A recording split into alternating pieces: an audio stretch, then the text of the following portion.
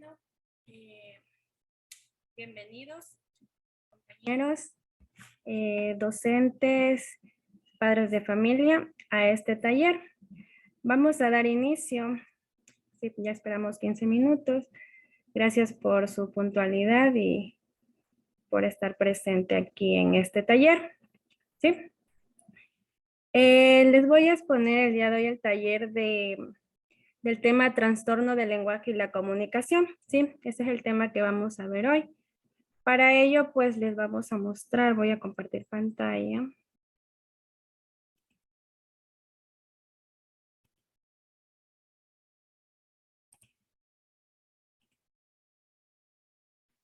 ¿Sí? El tema es trastornos del lenguaje y comunicación. ¿Cuál es el objetivo del taller? El objetivo del taller es conocer las características de los trastornos del lenguaje y la comunicación en los niños y niñas para detectar posibles señales de alertas y brindarles una atención temprana. ¿Sí? Ese es el objetivo del taller que tenemos. El tema a abordar es el lenguaje y comunicación en los niños y niñas, teorías respecto al desarrollo del lenguaje, etapas del desarrollo del lenguaje, trastornos de la comunicación, trastorno de la comunicación según el DSM. ¿Qué significa el DSM? Pues es el diagnóstico, es el manual de diagnóstico y evaluación de trastornos mentales. Factores de riesgos, signos de alarma y qué podemos hacer. Son los temas que vamos a ver el día de hoy. El lenguaje y comunicación.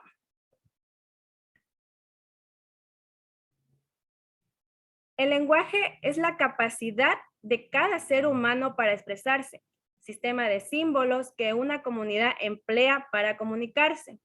¿Qué es la comunicación? La comunicación es la acción, transmisión de información, interacción entre las personas. ¿Por qué es importante estimular el lenguaje en los más pequeños y cómo lo podemos hacer?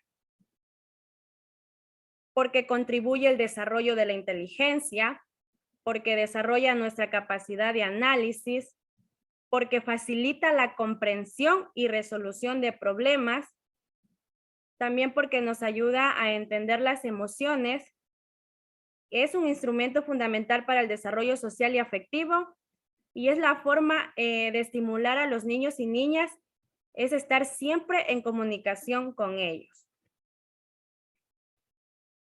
Tenemos el tema de teoría respecto a la adquisición y desarrollo del lenguaje. Para ellos les voy a invitar a observar el siguiente video.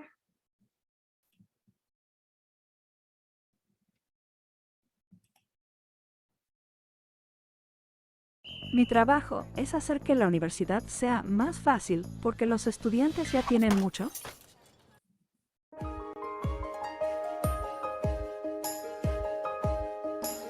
Vete a otro sitio a comer tu comidita. Esta frase es engañosamente simple. Nadie enseñó a la niña a repetir esta frase, pero en 7 palabras logró imbuir significado y opinión, tomar una idea y transmitirla clara y rápidamente, y representar perfectamente cada regla de todo un idioma. Y todo esto a los 3 años de edad. ¿Cómo puede alguien a los 3 años tener dominio de una lengua, sin lecciones ni libros e iniciando sin ningún idioma? ¿Cómo es posible que todos lo hagamos? Existen 4 corrientes que explican la adquisición del lenguaje y cada una puede ayudarnos a mejorar este proceso. Estas son innatismo, interaccionismo, conductismo y cognitivismo. El innatismo, propuesto por Chomsky, declara que los niños nacen con una capacidad instalada genéticamente para comprender y adquirir el lenguaje. El lado fuerte de su teoría es que el aprendizaje del lenguaje es sumamente parecido a través de los diferentes países y culturas. Su lado débil es que se le da una relevancia mucho menor a los factores sociales y cognitivos. El interaccionismo traza sus orígenes a Vygotsky y su comprensión de lo fundamental que resulta en las demás personas en el aprendizaje, y ve el lenguaje como una actividad cultural gobernada por reglas, que se aprenden en interacción con los demás. El lado fuerte del interaccionismo está en valorar el entorno social en el aprendizaje. Su lado débil es que no es capaz de profundizar en los aspectos cognitivos del aprendizaje o en los aspectos complejos de la lengua. Skinner aportó el conductismo, que entiende la adquisición del lenguaje como un proceso de estímulo y respuesta. En la infancia se dan actos que los padres premian con atención, palabras o acciones, y el buscar estos refuerzos positivos pone en marcha el aprendizaje de procesos lingüísticos cada vez más complicados. El conductismo tiene su lado fuerte en ser una postura sumamente práctica, desarrollada en el contexto del hogar. Su lado débil es que al ser un enfoque sumamente simple, no puede explicar la complejidad del aprendizaje de una lengua. Por último, atribuimos las raíces del cognitivismo a Jean Piaget, quien se interesaba, más que en el lenguaje, en los procesos mentales que provocan su aparición y desarrollo. Su lado fuerte es que nos da una visión profunda y detallada de la adquisición del lenguaje. Su lado débil consiste en que su énfasis en los factores internos llega a expensas de la atención a los sociales y ambientales. Estas perspectivas, a pesar de ser tan diferentes, no son del todo contrarias y cada una de ellas puede darnos útiles recomendaciones. Del innatismo podemos retomar las tendencias hacia el lenguaje y cómo explotarlas. Herramientas como canciones de rimas y libros de imágenes son útiles para crear asociaciones y favorecer el desarrollo del lenguaje. Del interaccionismo, ver el tiempo que pasamos con nuestros niños como un acompañamiento hacia el aprendizaje del lenguaje, donde siempre debemos retarlos a subir otro escalón hacia el dominio de su lengua. El conductismo nos sugiere prestar atención a los premios o castigos que damos a nuestros niños, frecuentemente sin percatarnos de que lo hacemos, como al reír porque digan una mala palabra. El cognitivismo nos propone vigilar el desarrollo de los procesos de la adquisición del lenguaje, como la atención, memoria y motivación. Pero la principal recomendación es no perder de vista que cada niño es único, por lo que cada proceso es diferente y debe respetarse.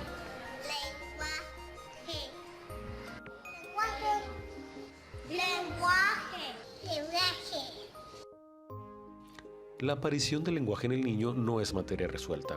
Aún así, conocer las posturas científicas sobre este puede ayudarnos a formar niños más felices y completos.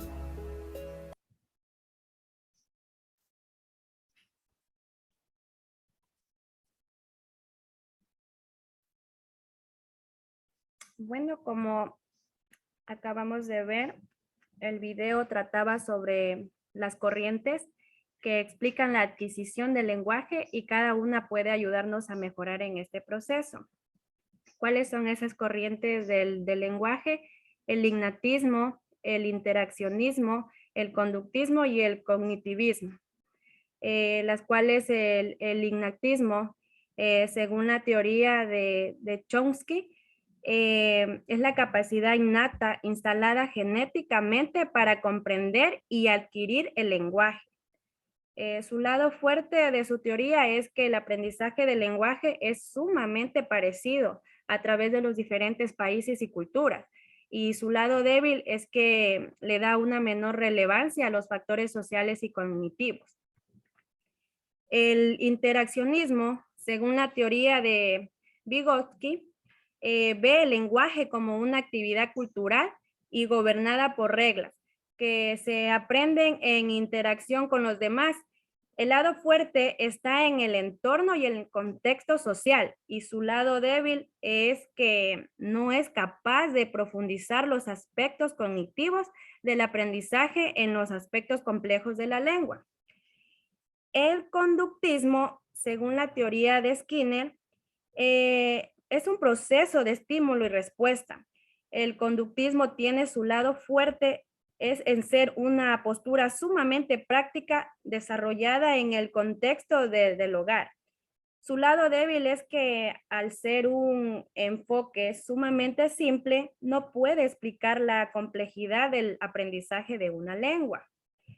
Y el cognitivismo, según la teoría de Piaget, se enfoca en los procesos mentales. Su lado fuerte es que nos da una visión profunda y detallada de la adquisición del lenguaje. Y su lado débil consiste en que sus énfasis de los factores internos llega a expensas de la atención a los sociales y ambientales. ¿Sí?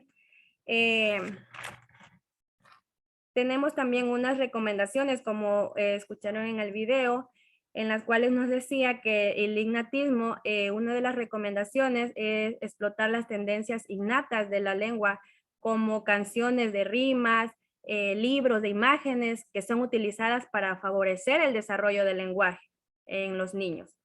El interaccionismo, vuelta a ver el tiempo que pasamos con nuestros niños, con un acompañamiento continuo del aprendizaje del lenguaje, donde siempre debemos retarlos a subir otro escalón al dominio de su lenguaje.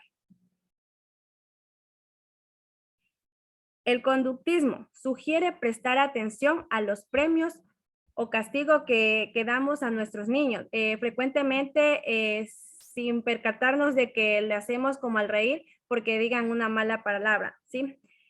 Y vuelta a la recomendación con el cognitismo es que nos propone vigilar el desarrollo de los procesos de la adquisición del lenguaje, como la atención.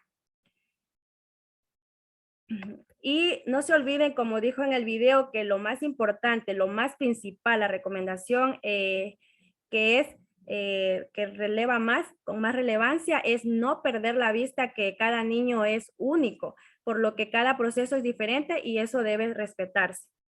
Cada niño tiene diferente manera en el habla, en el lenguaje y comunicación, la manera de hablar. Ahora vamos a hablar sobre las etapas prelingüísticas. Esto está por edades. Como ven aquí, tenemos en la edad de 0 a 3 meses. En los niños de 0 a 3 meses, pues la etapa prelingüística es el llanto y sensibilidad para los ruidos. Discrimina sonidos, arrullos, mirada directa y sonrisa, murmullos, atención visual e intercambio verbal y corporal.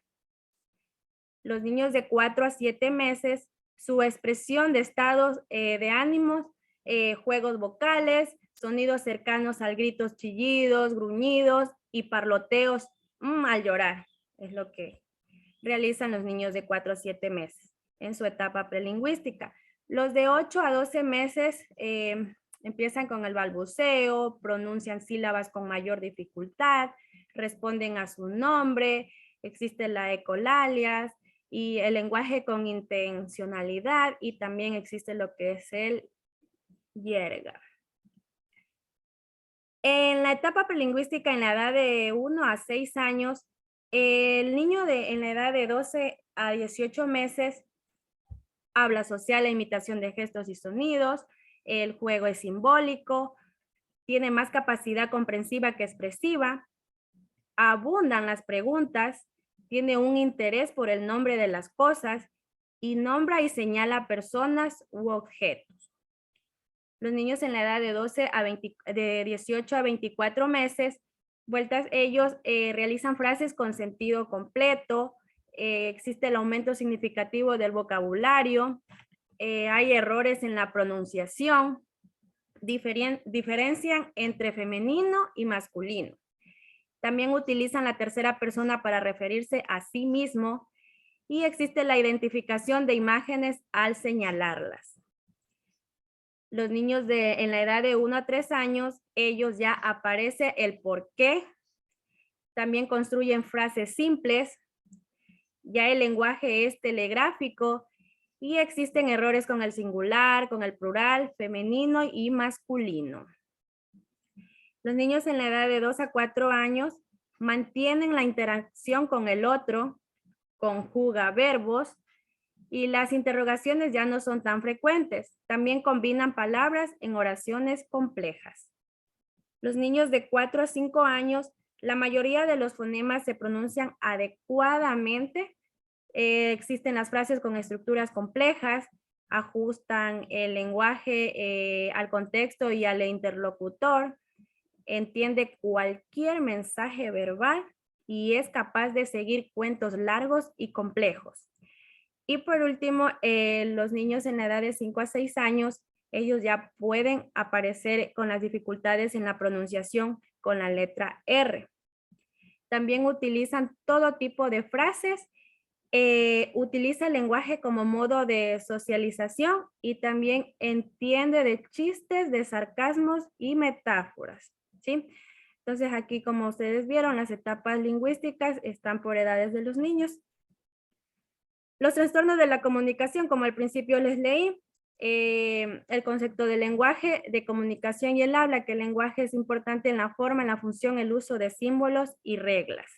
¿Sí? El habla es la voz, articulación, fluidez y la resonancia. Y la comunicación es el comportamiento verbal y no verbal, que es muy importante saber todos estos conceptos del lenguaje, comunicación y el habla. Tenemos los trastornos de la comunicación según el DCM, como yo les decía al inicio. ¿Qué significa DCM? Pues DCM es el Manual de Diagnóstico y Evaluación de los Trastornos Mentales, ¿sí? Tenemos algunos conceptos aquí de los trastornos de la comunicación. El primerito tenemos el trastorno del lenguaje. Es la dificultad persistente en la adquisición y uso del lenguaje en todas sus modalidades. Es un vocabulario reducido, estructura gramatical limitada y el deterioro del discurso. Aquí el ejemplo del trastorno del lenguaje es un retraso del lenguaje, que es cuando nos permite que el niño se exprese, o tal vez el niño no comprende qué quieren los demás dar a conocer. Sí, es un ejemplo del trastorno del lenguaje, cuando el niño está como bloqueado. El trastorno fonológico es dificultad persistente en la producción fonológica que interfiere con la inteligibilidad del habla o impide la comunicación verbal de mensajes. Un ejemplo de trastorno fonológico puede ser la patología. Otros serían los fonemas alterados en palabras, puede ser repetidos correctamente en sílabas aisladas. Por ejemplo, puede repetir el K, que, ki, ko, ku, pero también puede decir tama en vez de cama.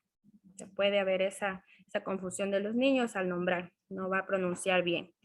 Y estas alteraciones de los fonemas no son sistemáticas. Las dificultades aumentan con longitud de las palabras en los niños de los trastornos fonológicos. El trastorno de fluidez de inicio en la infancia, en este caso el tartamudeo, es la repetición de sonidos y sílabas, prolongación de sonido de consonantes y de vocales, palabras fragmentadas, bloqueo audible o silencioso, circunloquios, sustitución de palabras para evitar palabras problemáticas, ansiedad al hablar. Un ejemplo de trastorno de la fluidez es la repetición de sonidos o sílabas, como mira el bebé, ve, ahí el niño también se bloquea, parece que quiere intentar emitir un sonido, pero no puede, o se esfuerza físicamente al hablar, ¿sí?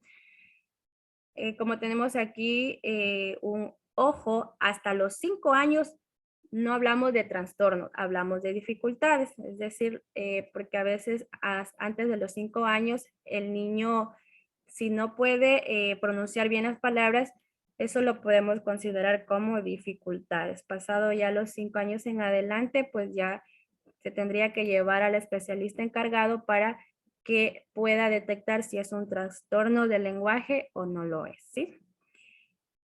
Tenemos también el trastorno de la comunicación social, que es la dificultad persistente en el uso inicial de la comunicación verbal y no verbal, ¿sí?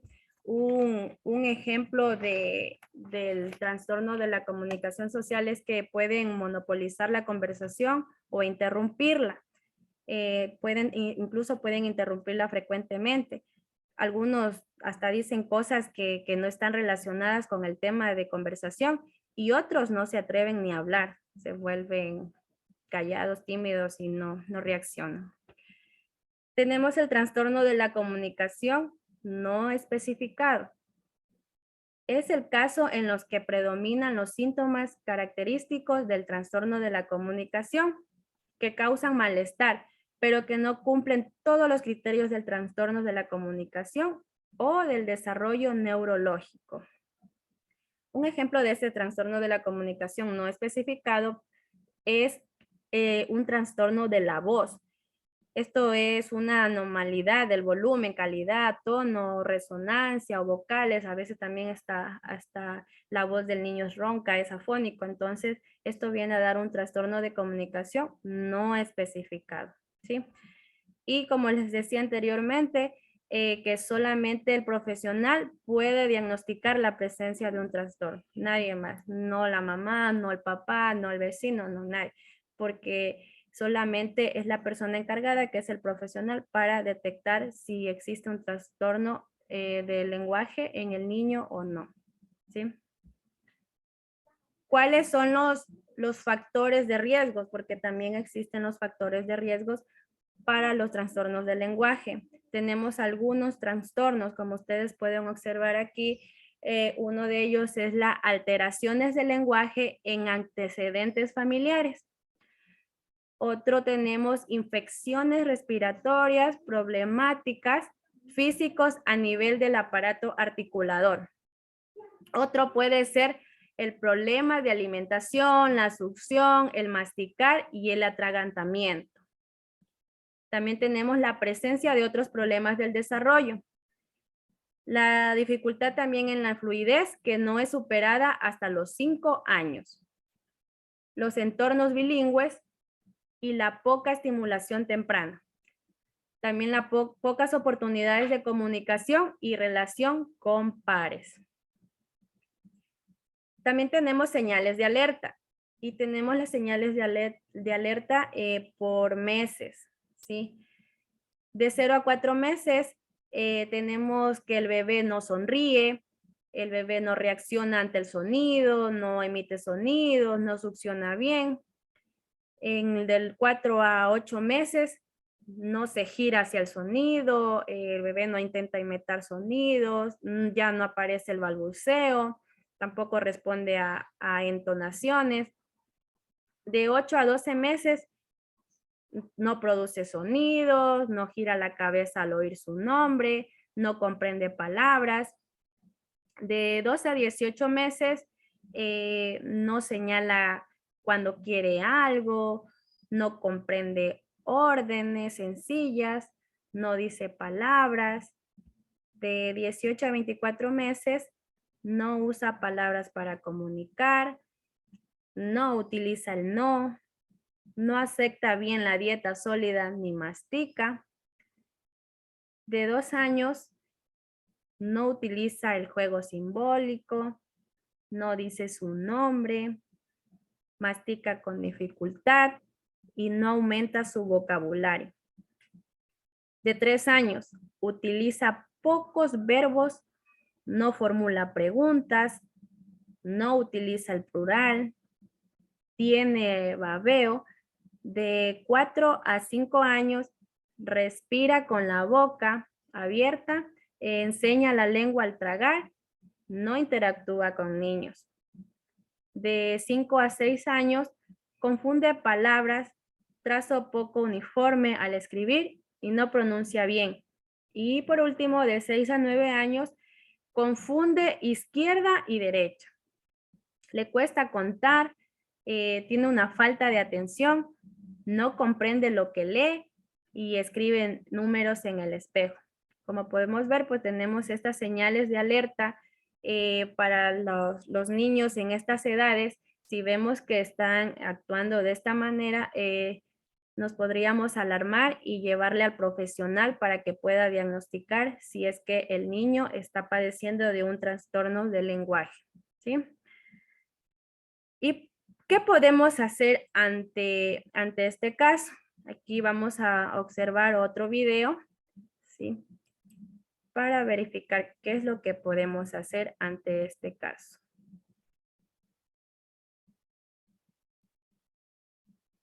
Mi trabajo es hacer que la universidad sea más fácil porque los estudiantes ya tienen mucho. Hola familia, ¿cómo están? Hoy te enseñaré algunos consejos y ejercicios para que sepas cómo apoyar a tu hijo en su proceso de adquisición del lenguaje. Si buscas información interesante y práctica para apoyar a tu familia, este canal es para ti. Suscríbete y sin más preámbulos, comencemos con los ejercicios de hoy. Desde hace ya varios días había pensado en hacer este video, sin embargo me costó mucho trabajo, pues no quiero mandar un mensaje erróneo de que los trastornos de la comunicación son un tema simple y que con unos cuantos ejercicios se pueden resolver. Tal y como lo menciono en el video que hice previamente, hay diferentes niveles de profundidad cuando hablamos de problemas de lenguaje y no tratarlos a tiempo puede acarrear complicaciones muy serias, por lo que antes de comenzar con la información de hoy, quiero dejar muy en claro que estos ejercicios son solamente una forma de prevención, es decir, para cuando los niños van desarrollando sus capacidades lingüísticas conforme a lo esperado o cuando tienen un retraso leve en la adquisición de estas. Pero si se presentan cualquiera de las condiciones que mencionaré más adelante, es importante que asistas con un terapeuta de lenguaje, foniatra o logopeda. Si después de los 2 años el niño no ha aprendido a decir ninguna palabra o si dice menos de 3. Si después de los 3 años el niño no forma frases de más de 2 palabras, por ejemplo, mamá, agua. Si además de presentar un retraso en la adquisición del lenguaje, observas que también tardó para empezar a caminar o para querer relacionarse con otras personas. Si observas que el niño llevaba un desarrollo adecuado y que ya sabía hablar, pero de un momento dejó de hacerlo. Si el niño ha presentado problemas de salud relacionados con el sistema nervioso central, es decir, con el cerebro, como pueden ser meningitis o lesiones cráneoencefálicas. Si el niño presenta cualquiera de estas condiciones, es importante atenderlo directamente con un profesional de la comunicación, pues si bien los ejercicios que aprenderemos a continuación ciertamente no le dan ningún mal e incluso pueden ayudarlo, es indispensable que se le evalúe y se le atienda inmediatamente, pues los puntos anteriores son alertas de riesgo bastante graves. El psicólogo o el neuropediatra te pueden orientar, sin embargo, lo correcto es que el tratamiento se lleve a cabo por los profesionistas que te mencioné previamente, pues ellos están especializados en este tipo de problemas. Empecemos señalando todas aquellas recomendaciones que nos ayudarán a prevenir o evitar agravar un problema en la adquisición del lenguaje. Habla mucho con el niño desde que es bebé. Y además escúchalo cuando él haga sonidos. Esto le enseñará poco a poco cómo funciona un diálogo y lo predispondrá para que intente realizarlo. Háblale correctamente al niño, tanto en pronunciación como en tono, aunque él todavía no sepa hablar. Es decir, no le hables con voz de bebé. No hay que presionarlo para que hable a un nivel mucho más avanzado del que actualmente presenta. Por ejemplo, si el niño todavía no dice ninguna palabra y tú le presionas para que las diga bien, esto los frustrará y no les ayudará. Y más adelante veremos cómo llevar a los hijos a que aprendan poco a poco de acuerdo al nivel de desarrollo que presenten. Leer y cantar a los niños. Esto es sumamente importante, pero es algo que se ha perdido bastante, en especial el aspecto de cantar a los hijos, a pesar de que ayuda enormemente a la correcta adquisición del lenguaje. No adivinar lo que el niño quiere. Creo que este es el consejo más importante de todos, pues hay muchos padres que aprenden a entender lo que sus hijos les piden con señas, y en esos casos, claro que los niños no aprenderán a hablar, pues no lo necesitan. ¿Para qué aprenderían un lenguaje tan complejo si los padres les entienden perfectamente con tan solo hacer algunas señas? Es por eso que si el niño quiere algo, debemos decirle el nombre de aquello que desea y pedirle que lo repita. Obviamente no hay que esperar que lo diga perfectamente, pero con que haga algún sonido intentando repetir el nombre del objeto basta. Lo importante es que el niño entienda que si desea algo, necesita intentar comunicarlo con palabras. Educar a los hijos es como ayudarlos a subir una escalera. Deben ir escalón por escalón y no podemos pedirle que pase del primero al último de un salto. Por el contrario, debemos asegurarnos de que esté muy bien apoyado en el escalón en el que actualmente se encuentre, a la vez que lo motivamos y lo ayudamos a subir al siguiente. Es por eso que para apoyar a tu hijo a aprender a hablar, necesitas identificar en qué parte del proceso de aprendizaje del lenguaje se encuentra. En el video que hice previamente sobre por qué un niño tarda en hablar, explico más a detalle todo este proceso de adquisición del lenguaje, por lo que para no repetir esa información y para ahorrar tiempo, hablaré solamente de 3 etapas generales. Debes identificar en cuál de estas etapas se encuentra tu hijo para más adelante saber qué ejercicios son apropiados para él.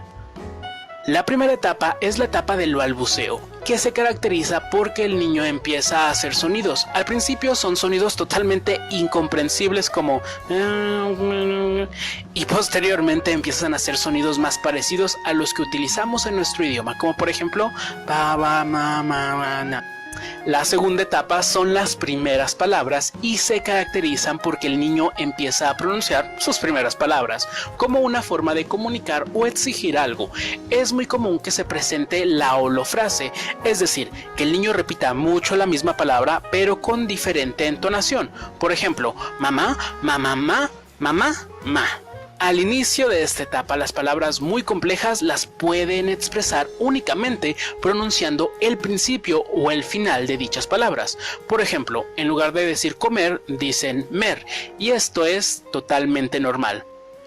La tercera etapa es en la cual se presentan las frases de 2 o más palabras, como por ejemplo, quiero pan. Una vez que identificaste en qué etapa se encuentra tu hijo en términos de lenguaje, puedes hacer los siguientes ejercicios que le ayudarán a fortalecer lo que se debe aprender en esa etapa e ir agregando pequeños elementos de la siguiente. Si te das cuenta que tu hijo está en la etapa del balbuceo, los ejercicios que debes hacer son motivarlo a que repita sílabas, en especial con M, P, N, C, B y G. Hazlo como un juego. Por ejemplo, te puedes esconder detrás de una tela y sorprenderlo diciendo bu, o tomar un muñeco y hablarle al bebé a través de él repitiendo sílabas pero cambiando la entonación, simulando que estás hablando, por ejemplo, ma, mamá, ma, ma. Otra forma de ayudarlo a pronunciar sílabas es buscando o inventando canciones o rimas en las que cada verso termine con la sílaba que queremos practicar. Por ejemplo, si quiero practicar la sílaba ma, puedo inventar un verso como abajo de la cama había una rama que tenía mucha lama. Como te puedes dar cuenta, no debe ser nada ostentoso, solamente tiene que tener rima y ser divertido. Primero se la cantamos al niño mucho y después le pedimos que complete cada oración con la sílaba final. Por ejemplo, abajo de la K y el niño debe decir ma, y así con cada frase. Si tu hijo está ya en la etapa de las primeras palabras, lo primero que debes hacer es reforzar las palabras que ya sabe el niño. Cada vez que él diga una de esas palabras, asegúrate de repetirla. Una vez más, los juegos son indispensables para enseñar nuevas palabras. Puedes hacer unas cuantas tarjetas o láminas con dibujos simples en ellas y jugar con tu hijo a que cuando digas el nombre de uno de los objetos dibujados, el niño te lleve la lámina correcta. Recuerda que es un juego, por lo que si se equivoca, evita a toda costa reprenderlo, pues solo lograrás bloquearlo. En lugar de eso, solo sonríe y señala que no es esa, que se equivocó. A diferencia de cuando acierte, que debes aplaudirle y felicitarle por acertar.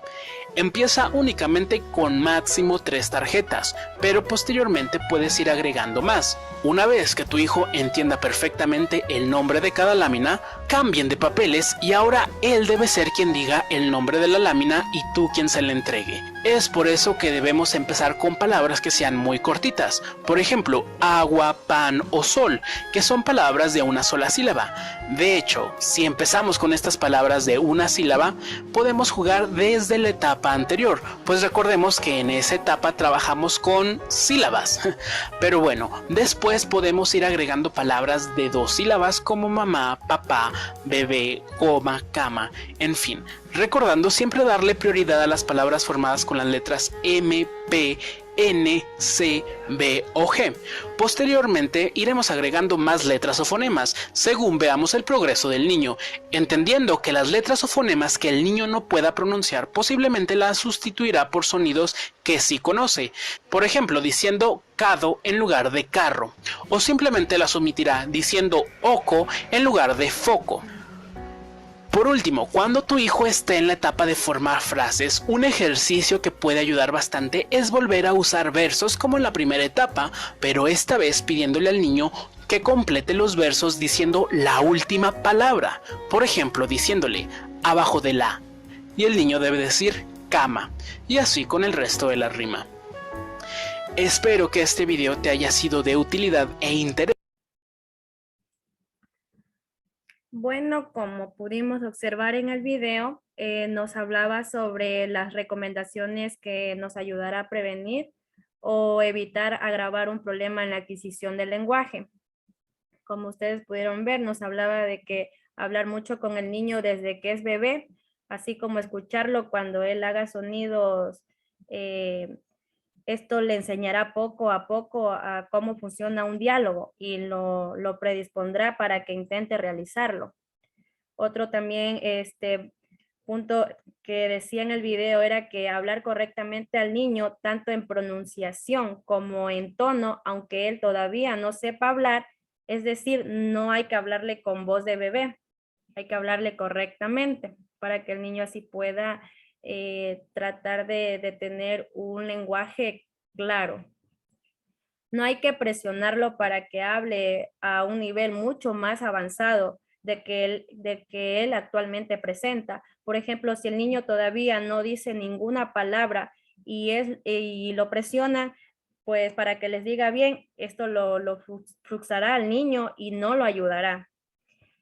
También leer y cantar a los niños, esto es sumamente importante, pero hoy en día es algo que ya se ha perdido bastante, el aspecto de cantar a los hijos, a pesar de que esto le ayudaría enormemente a la correcta adquisición del lenguaje. Es una de las metodologías y maneras que se puede ayudar al niño a que mantenga y obtenga su lenguaje claro y perfecto, ¿sí? También el no adivinar lo que el niño quiere. Creo que esto es el consejo más importante de todos, ya que hay muchos padres que aprenden a entender lo que sus hijos les piden con señas y esos casos los niños no aprenden a hablar correctamente, ya que mediante señas les están enseñando que el papá le va a entender lo que ellos quieren y no mediante un diálogo. ¿Sí? También el video nos hablaba sobre etapas de adquisición del lenguaje, que nos hablaban de 3 etapas más importantes, que era uno, el balbuceo, en donde el niño empieza a hacer sonidos como pa, ma. Es un ejemplo es el repetir sílabas. En la segunda etapa de adquisición era donde ya el niño empieza sus primeras palabras, es donde ya empieza a pronunciar, es decir, ya la primerita palabra con diferente entonación. Un ejemplo, los juegos, láminas, dibujitos, mediante eso él ya aprende a pronunciar sus primeras palabras, mediante esas láminas que uno les va mostrando de objeto y él vaya pronunciando el objeto que ve. Y por último tenemos lo que es las frases, en la tercera etapa, las frases de 2 o más palabras. Aquí es donde ya el niño ya empieza a pedir algo ya. Y en un ejemplo sería completar frases, como ustedes escuchaban. Esto es con respecto a lo que es el taller de lo que es el trastorno de lenguaje y comunicación. Si tienen alguna pregunta, estoy predispuesta pues a responder. Así que con gusto me pueden preguntar.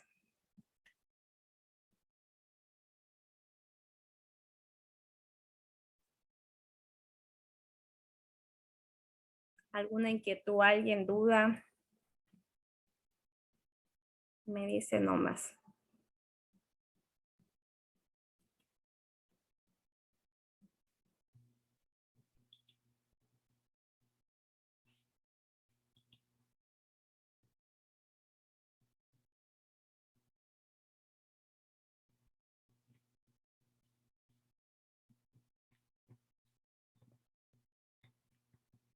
¿No hay preguntas?